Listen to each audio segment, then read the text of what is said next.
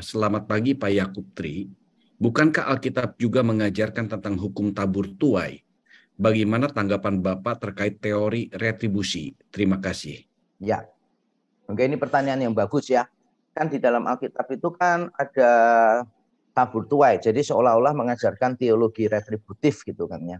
Jawaban saya begini, sebetulnya semua hukum Taurat itu didasarkan pada Keluaran 20 tadi, 10 perintah. Semua yang lain itu adalah penjabaran dari 10 perintah ini. Maka patokan kita sebetulnya ada pada 10 perintah tadi. Nah, kalau kita berpatokan pada 10 perintah tadi, maka kita tahu sebelum Tuhan memberikan perintah, Tuhan itu memberikan dulu kebaikannya. Dia mengatakan, akulah Tuhan Allahmu yang membawa engkau keluar dari tanah Mesir. Dan ini menjadi norma, landasan, fondasi bagi semua hukum-hukum yang lain di dalam Taurat. Mengapa kita menaati Tuhan? Karena Tuhan sudah berbuat baik kepada kita. Mengapa kita menaati Tuhan? Karena Tuhan sudah berbuat baik kepada kita. Jadi ketaatan kita seharusnya didorong oleh kasih kita, ucapan syukur kita kepada kebaikan Tuhan. Itu jawaban saya. Jawaban saya yang kedua, ada banyak aturan di dalam hukum Taurat yang sebetulnya sudah ada sejak lama, tapi belum formal seperti di zaman Musa. Saya ambil satu contoh saja misalnya, persepuluhan. Itu kan kesannya, kalau di zaman Musa itu kan diperintahkan. Kesannya ya, itu diperintahkan. Dari semua penghasilanmu, 1/10 harus kamu berikan kepada Tuhan. Kelihatannya itu diperintahkan. Tapi tahukah kita bahwa sebetulnya sebelum zaman Musa, sudah ada orang yang memberikan persepuluhan, yaitu Yakub misalnya. Yakub itu berkata kepada Tuhan, ya Tuhan, dari semua yang kau berikan, aku akan mengembalikan 1/10 kepadamu. Tidak ada paksaan, tidak ada perintah di situ. Tapi Yakub dengan hatinya mau memberikan kepada Tuhan karena dia bersyukur kepada Tuhan. Dan ini sudah ada jauh sebelum aturan-aturan hukum Taurat. Jadi jangan sampai kita membaca Ulangan 28 ayat sampai Ulangan 30 berkat dan kutuk gitu kan. Kalau kamu taat dapat berkat, tidak taat dapat kutuk. Lalu kita melandaskan semua konsep kita di atas berkat kutuk tadi. Keliru. Karena yang paling penting bukan berkat kutuk. Justru itu didasarkan pada 10 perintah Allah. Dan semua yang diperintahkan Allah sebelumnya itu banyak yang sudah dilakukan oleh tokoh-tokoh iman. Bukan out of obedience dalam arti out of the law, bukan. Tetapi out of love. Keluar dari rasa kasih mereka. Itu jawaban saya berkaitan dengan hukum Taurat. Nah, sekarang saya jawab pertanyaan tadi secara lebih umum ya. Kalau kita berpegang pada teori tabur tuai yang sangat mekanis begitu, ini keluar ini, melakukan ini keluar ini, maka itu tidak sesuai dengan ayat-ayat Alkitab yang lain. Misalnya di dalam Mazmur 103, Tuhan mengatakan begini kan, pemazmur mengatakan, tidak selalu Tuhan itu membalas setimpal dengan kesalahan kita. Dan itu tercermin di dalam seluruh kisah Alkitab. Ada orang-orang tertentu yang menurut hukum tabur tuai harusnya mati, tapi tidak mati. Misalnya Daud mengambil Betseba, istrinya orang lain, membunuh suaminya, Uria itu. Itu seharusnya Daud dihukum mati. Tapi oleh kasih karunia Tuhan, Tuhan tidak membunuh Daud. Jadi kalau sampai teologi retribusi itu benar dan diikuti secara sempit oleh Tuhan, secara mekanis, saya yakin saya sudah tidak bisa jadi hamba Tuhan lagi. Karena ada berapa banyak kita melanggar Tuhan daripada kita menaati Tuhan. Kita ini tiap hari berdosa loh. Kan perintah Tuhan gini, hendaklah kamu sempurna sama seperti Bapamu yang di surga sempurna. Loh, kita kan nggak pernah bisa. Barang siapa menuruti semua perintah melanggar satu, dia bersalah terhadap seluruhnya. Loh, berarti kan kita tiap hari bersalah seluruhnya itu. Kalau tabur tuai benar-benar Tuhan terapkan secara sempit, secara mekanis, wah hidup kita sengsara. Tapi kita bersyukur tabur tuai itu dibungkus dengan kasih karunia Tuhan. Apakah berarti kasih karunia dengan tabur tuai bertabrakan? Tidak. Tabur tuai itu benar. Tabur tuai itu memberitahu kita begini. Seandainya tanpa anugerah, inilah hidupmu. Tetapi kita bersyukur Tuhan membungkus tabur tuai dengan anugerah. Oke, terima kasih untuk pertanyaannya ya, pertanyaan yang bagus. Baik, selanjutnya ini ada pertanyaan dari ini Pak Yahya, silakan Pak untuk unmute. Setelah itu nanti kita kembali ke chat room. Oke. Saya mau tanya Pak, Ya. dari Kolose 3 ayat 5, saya bacakan dulu ya Pak, nanti pertanyaannya. Karena itu sebagai manusia baru, matikanlah dalam dirimu segala sesuatu yang duniawi, yaitu percabulan, kenajisan, hawa nafsu, nafsu jahat, dan juga serakah. Nah ini yang sama dengan penyembahan berhala. Sebab semua orang yang ada di dalam dunia, yaitu sebab semua yang ada dalam dunia, yaitu keinginan daging dan keinginan mata serta keangkuhan itu, bukanlah berasal dari Bapa, melainkan dari dunia. Pertanyaannya itu tadi ya Pak, apakah segala sesuatu yang duniawi itu sama dengan penyembahan berhala, termasuk yang ditekankan percabulan, yaitu pornografi dan perselingkuhan? Itu pertanyaan saya masih Pak. Ya, oke, terima kasih ya Pak Yaya untuk pertanyaannya. Jadi itu ayat yang baik ya, ayat yang terkenal sekali dalam diskusi tentang diagnosa berhala dalam diri kita. Ayat itu mengingatkan kita bahwa banyak hal itu bisa jadi berhala bagi kita. Tadi disebutkan banyak dosa dan secara khusus sih dilekatkannya dengan ketamakan ya. Waktu itu kalau kita baca itu kan perzinahan, persetubuhan apa segala macam, ketamakan yaitu penyembahan berhala. Jadi penyembahan berhala itu bisa menerangkan semua dosa tadi, tetapi secara khusus penyembahan berhala itu menerangkan ketamakan. Nah ini sebetulnya menolong kita untuk menafsirkan ayat tadi. Mengapa dosa-dosa tadi itu bisa tergolong berhala? Ya kita coba lihat hubungan ketaatan sama berhala. Ketamakan, ketamakan dengan berhala. Mengapa ketamakan itu disebut berhala? Jawabannya adalah karena orangnya itu tidak pernah puas. Cari lebih, cari lebih, cari lebih. Ketika kita mencoba untuk mencari kepuasan pada sesuatu yang bukan Tuhan, disitulah berhala. Saya ulang sekali lagi. Ketika kita mencari kepuasan di luar Tuhan, itulah penyembahan Tuhan. Dan kalau kita jujur ya, dosa itu apa sih? Dosa itu adalah mencari kepuasan di luar Tuhan. Mengapa orang berbuat cabul? Mengapa orang melampiaskan kemarahannya kepada orang lain? Mengapa orang berkelahi? Mengapa orang menjatuhkan orang lain dan sebagainya? Jawabannya adalah karena mencari kepuasan. Bukankah kalau kita berhasil menjatuhkan musuh kita ada kepuasan dalam diri kita? Bukankah kita kalau melakukan dosa, kita menerima kenikmatan tertentu dari dosa? Jadi sebetulnya semua dosa terutama ketamakan adalah penyembahan berhala. Karena kita berusaha untuk mencari kepuasan di dalamnya. Makanya saya mengajarkan begini berkali-kali dalam khotbah saya. Kekosongan jiwa yang hanya bisa diisi oleh pencipta tidak mungkin dipenuhkan oleh ciptaan. Saya ulang ya. Kekosongan jiwa yang hanya bisa diisi oleh pencipta tidak mungkin bisa dipenuhkan oleh ciptaan. Tidak bisa. Kalau saya kutip kalimatnya Agustinus, Bapak Gereja Agustinus, dia mengatakan, my soul cannot rest until it rests on you. Jiwaku tidak dapat tenang kecuali jiwaku beristirahat di dalam Engkau. Itu jawabannya Pak Yaya, semoga jelas ya. Terima kasih. Itu juga termasuk merokok ya Pak ya? Semua hal yang membuat kita itu gini, kan ada beberapa orang, ya, Pak. Saya tidak mau membahas merokok ini terlalu detail ya, karena motivasi orang merokok itu kan macam-macam. Tapi kita melihatnya gini, seandainya orang itu merokok supaya kelihatan keren gitu kan ya. Dia itu merokok itu supaya kayak, wah aku kalau nggak merokok ini nanti nggak diterima nih sama teman-temanku. Jadi aku terpaksa merokok. Berarti berhalanya dia penerimaan. Jadi yang salah itu bukan merokoknya, tapi motivasinya itu apa? Saya lebih concern dengan motivasinya. Motifnya apa daripada tindakannya. Mengapa dia sampai merokok? Supaya diterima teman-teman. Wah, berarti berhalanya penerimaan. Atau misalnya gini, mengapa ngerokok? Supaya kelihatan gagah gitu kan ya. Supaya kelihatan ditakuti orang gitu. Berarti berhalanya pengakuan dong. Berhalanya berarti pengakuan. Kenapa orang ngerokok gitu?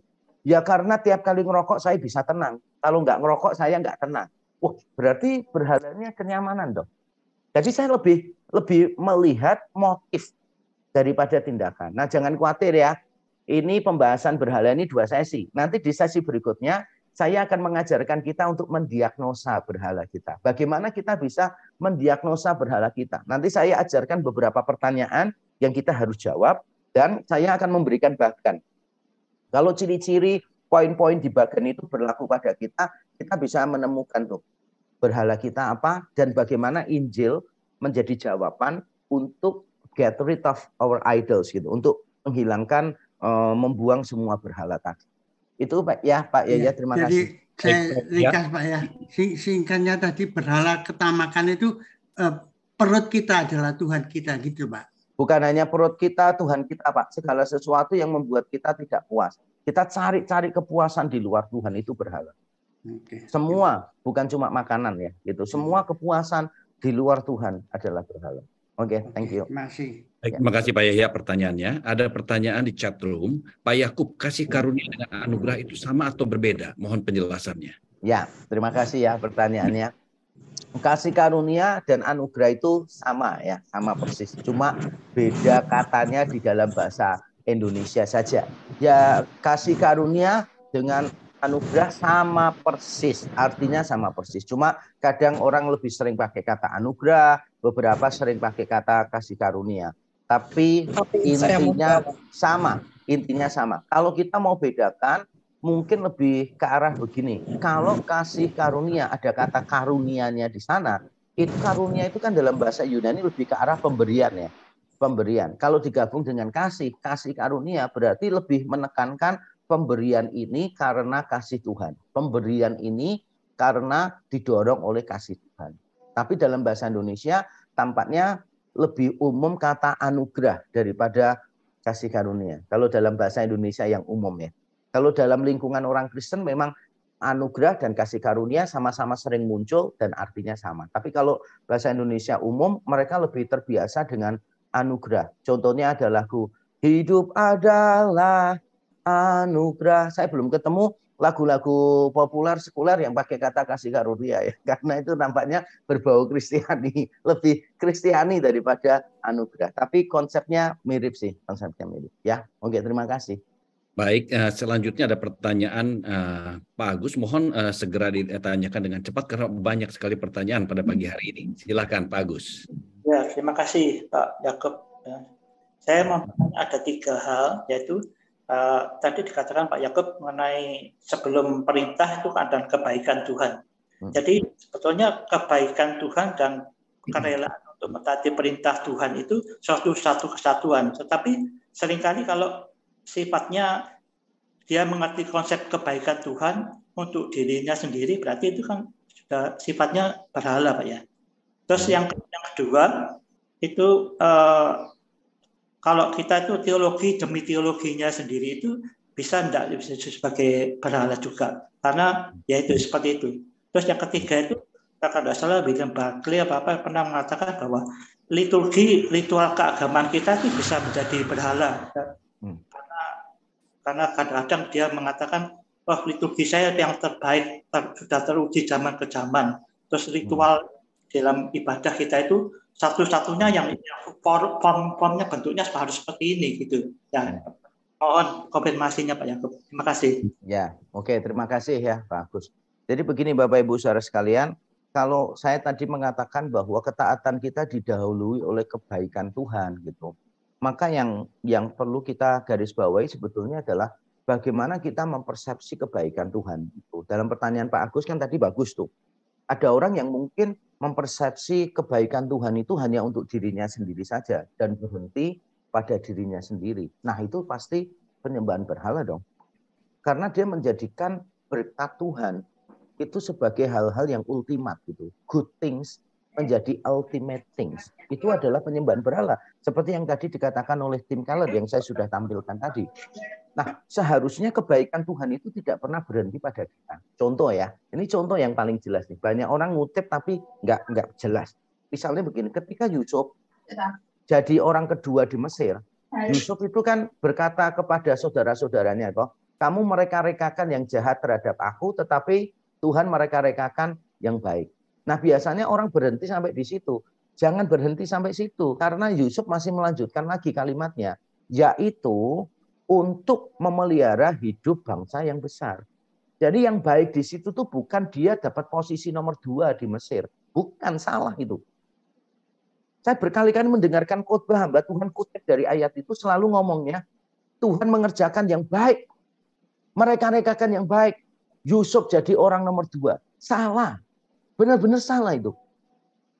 Karena yang dimaksud baik oleh Yusuf di situ adalah memelihara hidup bangsa yang besar. Kenapa ini baik? Karena Tuhan menggenapi janjinya melalui itu. Tuhan kan berjanji kepada Abraham tuh, Tuhan akan memelihara keturunannya jadi bangsa yang besar. Bisa bayangkan nggak seandainya dunia kuno mengalami kelaparan dan semua keturunan Yakub, keturunan Abraham meninggal dunia. Janji Allah tidak digenapi. Jadi sebenarnya ketika kita melihat sesuatu yang baik, ukurannya itu bukan berhenti di kita ya. Kita ini hanya saluran berkat. Bukan penampung berkat ya. Kalau saya selalu mengatakan kehidupan orang Kristen itu seperti pipa, bukan seperti tandon.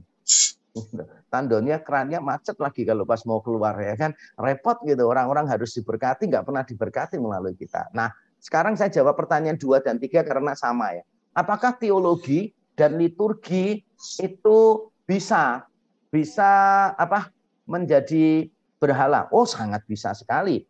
Misalnya ya, seorang yang bernama James Montgomery Boyce. James Boyce di dalam artikelnya Reformed Theology in America, di dalam artikelnya dia ngomong begini.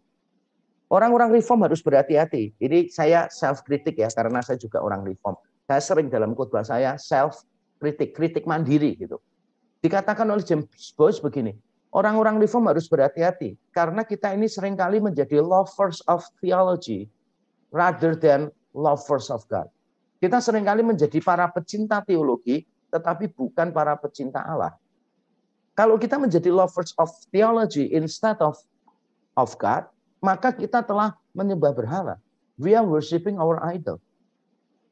Kita membanggakan bukan apa yang Allah lakukan kepada kita, tapi kita membanggakan apa yang kita kenal dari Allah. Sama juga dengan ritual. Tadi kan pertanyaannya liturgi kan.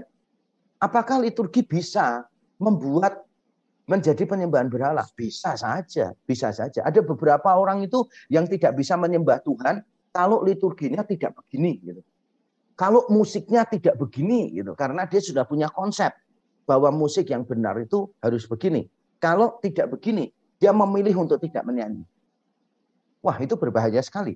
Ya kalau konsep musiknya dia benar, kalau konsepnya tentang ibadah dia salah, maka dia telah membatasi pertemuan dengan Allah dengan apa? Dengan konsep teologinya yang keliru tentang liturgi.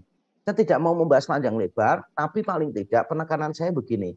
Apapun juga di dunia ini, bahkan yang baik, bisa menjadi penyembahan berhala kalau good things menjadi ultimate things. Sesuatu yang baik, kita jadikan sesuatu yang ultimat. Pemberian Allah kita pakai untuk menggantikan Allah sebagai sumber kebahagiaan, keberhargaan, keamanan. Itu adalah berhala. Terima kasih, Pak Agus. Terima kasih. Ya, terima kasih. Selanjutnya ada pertanyaan dari Ibu Rahel Obaja. Apa saja penyebab orang beriman yang menyembah berhala tetapi dirinya tidak sadar bahwa dirinya sedang menyembah berhala, sehingga tidak bisa bertumbuh dan tidak berbuah walaupun sudah belajar banyak firman Tuhan? Ya, ini pertanyaan bagus sekali ya. Reflektif banget pertanyaannya. Orang sudah banyak belajar firman Tuhan tapi kok nggak sadar berhalanya itu apa gitu. Dan bagaimana solusinya. Menurut saya kalau ditanya mengapa? Berhala itu kan masalah hati ya. Berhala itu masalah hati. Gitu. Walaupun juga masalah akal budi kan. Konsep yang salah dan sebagainya. Tapi pada akhirnya berhala itu masalah hati. Di dalam diskusi tentang berhala, kita selalu atau di dalam diskusi gospel centeredness ya, keterpusatan pada Injil, kita selalu menekankan the heart of all problems is the problem of heart. Jadi inti akar dari semua persoalan itu adalah persoalan hati. Nah, kita ini orang-orang Reform seringkali hanya mengisi akal budi kita dan kita lupa mengisi hati kita. Dan kita dikritik oleh James K. Smith di dalam bukunya You Are What You Love.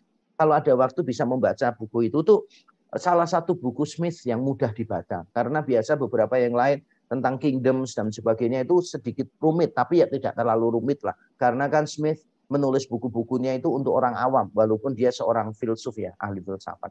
Di dalam bukunya You Are What You Love, Smith itu mengingatkan kita bahwa kelemahan-kelemahan orang-orang Reform adalah kita ini terlalu banyak asupan untuk akal budi. kita lupa asupan hati. Nah, yang lebih parah lagi kalau menurut saya adalah kita ini juga berada di dalam sebuah kultur yang memudahkan kita untuk menjadi sombong, menyembah berhala, yaitu kultur kesombongan. Terus terang aja, kultur yang membuat kita merasa diri lebih baik daripada orang lain. Kultur yang menempatkan diri kita itu sebagai polisi teologi untuk semua orang gitu.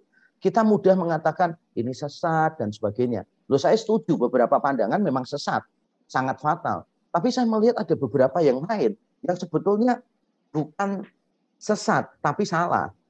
Bahkan ada beberapa yang sebetulnya diperdebatkan benar atau salah karena itu hal yang nggak jelas, hal yang tidak penting. Tapi kita orang-orang reform terbiasa untuk langsung salah dikit apa langsung sesat, salah dikit apa langsung sesat. Kita menempatkan diri kita sebagai polisi teologi. Dan menurut saya itu bahaya untuk kita. Kalau kita nggak bisa jaga hati, kita merasa diri lebih baik daripada orang lain. Nah, solusinya apa? Solusinya menurut saya adalah meletakkan Injil di dalam pusat hidup kita. Meletakkan Injil di dalam pusat hidup kita. Maksudnya itu apa? Nanti saya jelaskan ya. Cuma ini harus satu seminar biasanya kalau menjelaskan ini. Jadi intinya begini, menjadikan Injil sebagai cara pandang, sebagai dorongan, sebagai teladan, dan sebagai kekuatan. Jadi ada 4 hal yang kita lakukan. Sebagai cara pandang, dorongan, teladan, dan kekuatan. Jadi kita ini harus menjadikan Injil sebagai perspektif. Cara pandang kita terhadap semua, termasuk terhadap diri kita, itu Injil. Contohnya misalnya, dengan Injil, saya tahu saya orang berdosa. Semua orang berdosa. Tidak ada yang baik.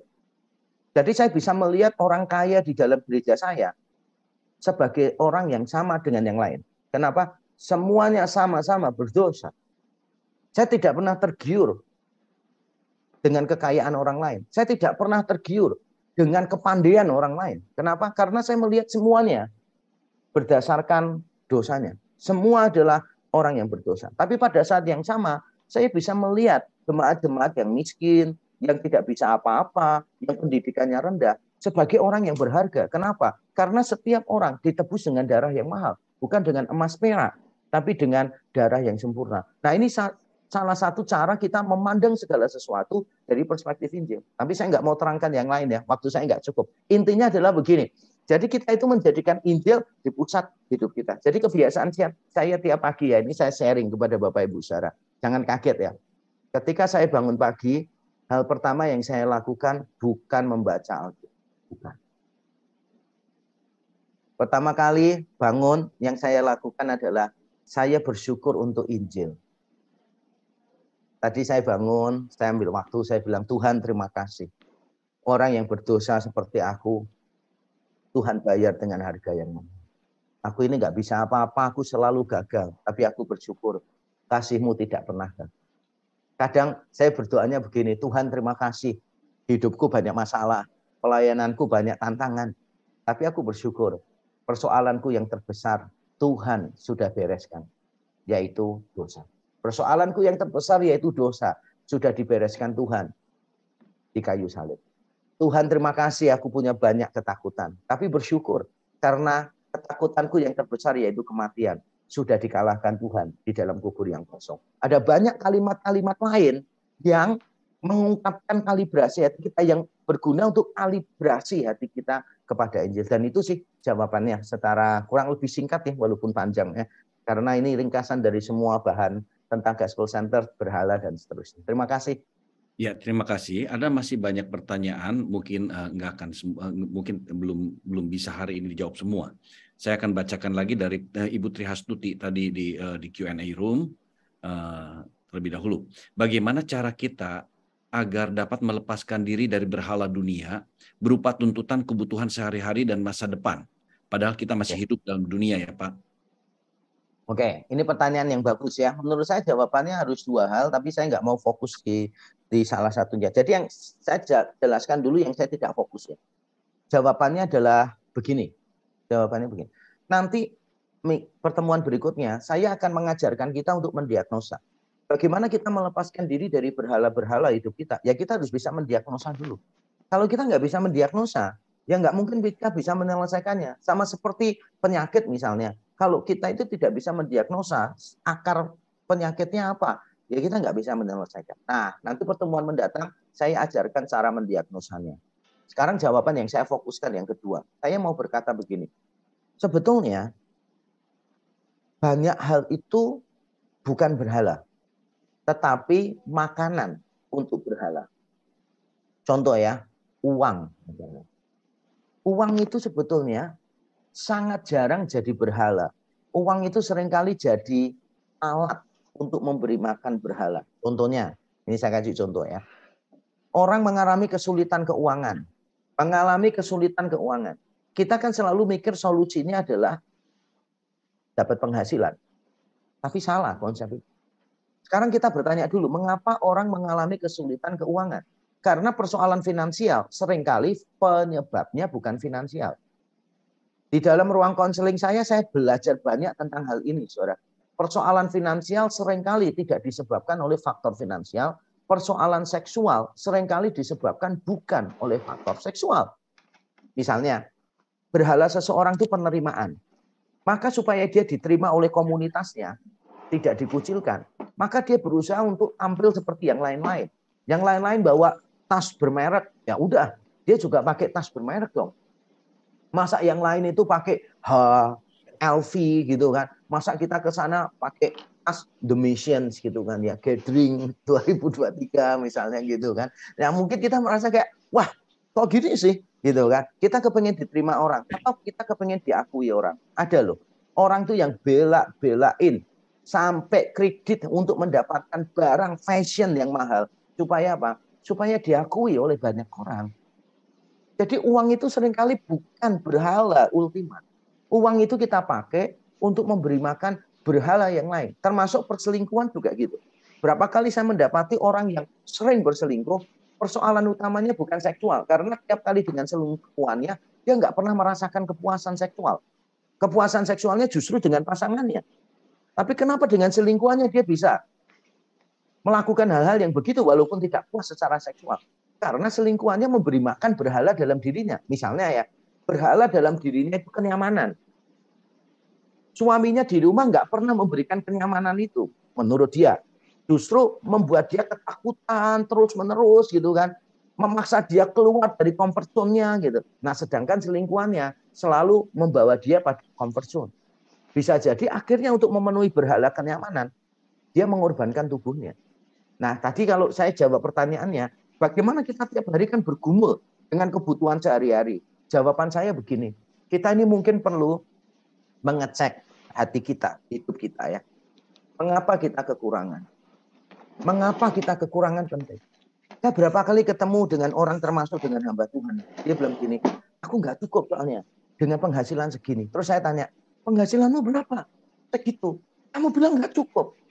Impossible, saya bilang gitu. Tidak mungkin tidak cukup. Karena tanggung jawabku lebih banyak dari kamu, penghasilanku lebih sedikit dari kamu, tapi I feel content. I have contentment. Saya merasa cukup, bahkan saya masih bisa memberi untuk misionaris, saya masih bisa membeli untuk yang ini, yang itu. Ternyata setelah diskusi, tahu nggak, hamba Tuhan itu kepengen pada waktu pensiun, dia itu tenang dalam hidupnya, punya deposito, punya aset. Dia ingin memastikan anak-anaknya itu punya modal kerja yang cukup untuk anak-anaknya. Saya langsung kasih tahu, menyiapkan modal kerja untuk anak tidak salah. Ya, menyiapkan aset untuk hari tua tidak salah. Yang salah adalah kalau merasa tenang, aman, gara-gara semuanya tadi. Berarti apa yang kita siapkan itu telah menjadi berhala bagi kita. Loh, saya juga menyiapkan untuk anak-anak saya. Tapi saya selalu memberitahu kepada mereka, yang membuat kamu aman itu bukan itu. Yang membuat kamu aman adalah karena kamu mempercayakan diri kepada Kristus Juru Selamatmu. Kamu akan baik-baik saja karena kamu berada di dalam tangan Tuhan yang sudah melakukan kebaikan kepada kamu. Jadi rasa aman kita ada di mana? Nah, saya tidak mau mengeneralisasi ya, karena situasi kita itu beda-beda. Jadi saya tidak ingin terlihat oversimplifying something gitu. Tapi saya mau memberi nasihat begini. Ada baiknya kita melihat dulu, kesulitan kita itu benar-benar finansial atau tidak. Itu yang pertama. Yang kedua, kita ini kan fokus, ini kan bedanya dengan gini kan ya. Apakah semua yang kita lakukan merupakan ekspresi kasih kita kepada Tuhan. Itu di awal saya bilang begitu. Jadi andaikan begini, kesulitan finansial kita benar-benar karena masalah finansial.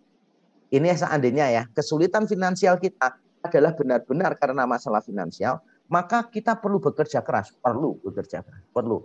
Tetapi ketika kita bekerja keras, itu ekspresi cinta kita kepada Tuhan. Jadi kita tahu kita perlu bertanggung jawab kepada keluarga. Dan itu menyenangkan hati Tuhan. Makanya kita menyenangkan hati Tuhan dengan cara apa? Bertanggung jawab kepada keluarga kita. Tapi jangan sampai kesulitan keuangan kita itu karena memberi makan berhala dalam diri kita. Kita tidak pintar memilih level hidup kita. Belum waktunya kita sudah mencapai ke sana duluan gitu kan. Nah, itu memenuhi berhala-berhala dalam hidup kita. Semoga cukup jelas ya. Terima kasih. Ya, baik, menarik sekali, banyak sekali pertanyaan yang sangat penting, pertanyaan-pertanyaan yang menarik. Tetapi sayang sekali waktunya tidak mencukupi. Saya sudah mengcapture pertanyaan dari Pak Widodo, Pak Teddy Hoyt, dan kemudian Ibu Kartika, dan juga Riteli dan Pak Binarto. Dan juga tadi Ibu Deborah juga nggak sempat untuk memberikan pertanyaan, karena waktu kita sudah selesai. Selanjutnya